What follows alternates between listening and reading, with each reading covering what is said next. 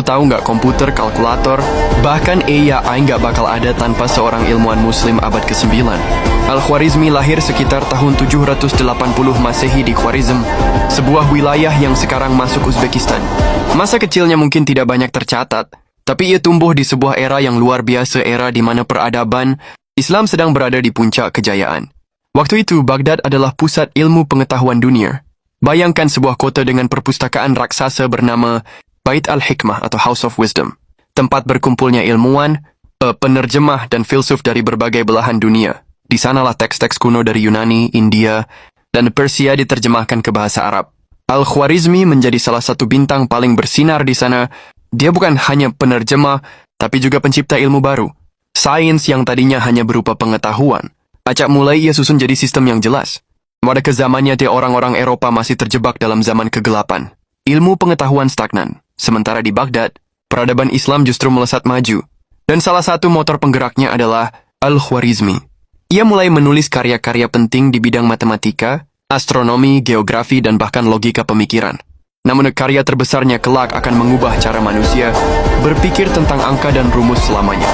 Tapi sebenarnya apa yang ia tulis dan kenapa dunia menyebutnya Bapa Al-Jabar? Lanjut di part 2 satu buku karya Al-Khwarizmi cukup untuk mengubah dunia selamanya. Satu buku karya Al-Khwarizmi cukup untuk mengubah dunia selamanya.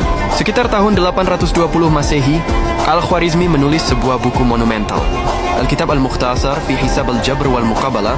Nama bukunya panjang, tapi dari kata Al-Jabr lahirlah istilah algebra yang kita kenal sekarang. Isi bukunya sederhana tapi revolusioner. Ia memperkenalkan cara menyelesaikan persoalan nyata dengan rumus matematis. Misalnya, bagaimana cara membagi warisan sesuai hukum Islam? Bagaimana menentukan arah kiblat dengan perhitungan yang tepat? Bagaimana menghitung luas tanah atau menyelesaikan persoalan dagang?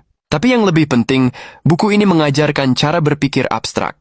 Angka-angka tidak lagi sekadar hitungan praktis, melainkan simbol yang bisa dipakai untuk menyelesaikan masalah apapun. Al-Khwarizmi membagi persoalan ke dalam persamaan kuadrat, membuat metode penyelesaiannya, dan menuliskan semuanya dengan sistematis. Bayangkan, sebelum dia tidak ada rumus umum yang rapi. Dialah yang meletakkan pondasi. Tak berhenti di situ, bukunya diterjemahkan ke bahasa Latin di abad pertengahan. Begitu sampai ke Eropa, dunia matematika langsung berubah drastis. Para ilmuwan Eropa mulai mempelajari sistem yang dibuat Al-Khwarizmi, dan dari situlah sains modern lahir. Jadi bisa dibilang, buku ini adalah cikal bakal semua pelajaran matematika yang kita kenal dari aljabar di SMP sampai kalkulus di perguruan tinggi. Lanjut di part 3. Selain aljabar, warisan terbesar Al-Khwarizmi adalah algoritma. Semuanya jalan berkat Al-Khwarizmi. Selain aljabar, warisan terbesar Al-Khwarizmi adalah algoritma. Kata ini berasal langsung dari namanya. Al-Khwarizmi adalah algoritma. Sederhananya, algoritma adalah serangkaian langkah logis untuk menyelesaikan masalah. Contoh gampang, kalau kamu mau bikin kopi, langkahnya adalah tuang bubuk, tambahkan gula, seduh air panas, aduk, lalu minum. Itu algoritma sederhana.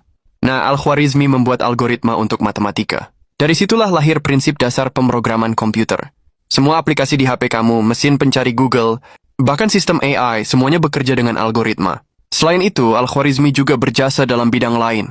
Astronomi. Ia membuat tabel bintang yang dipakai untuk navigasi. Geografi. Ia memperbaiki peta dunia karya Ptolemaios, membuatnya lebih akurat. Matematika praktis. Ia memperkenalkan angka Hindu-Arab 09 ke dunia Barat, termasuk angka 0, nil, yang jadi dasar semua perhitungan modern. Bayangkan kalau angka 0 nggak ada sistem biner, nggak ada komputer, nggak ada internet, bahkan TikTok juga nggak bakal ada. Itulah sebabnya Al-Khwarizmi sering disebut sebagai bapak matematika modern dan juga fondasi ilmu komputer. Jadi setiap kali kamu pakai kalkulator, coding, atau sekadar scroll TikTok, ingatlah, ada seorang ilmuwan muslim abad ke-9 yang meletakkan dasar semuanya. Dialah Al-Khwarizmi.